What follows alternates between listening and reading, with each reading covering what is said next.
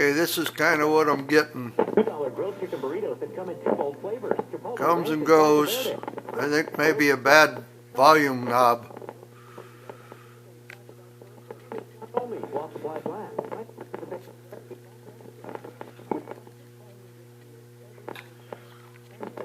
Auto closing. In cash.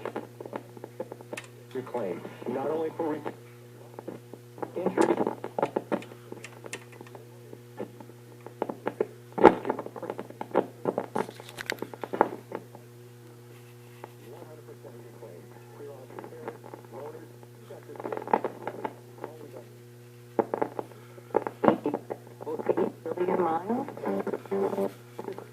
It's trying its best.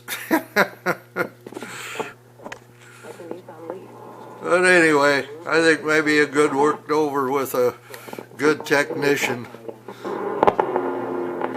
See, it's trying its heart out. Alrighty.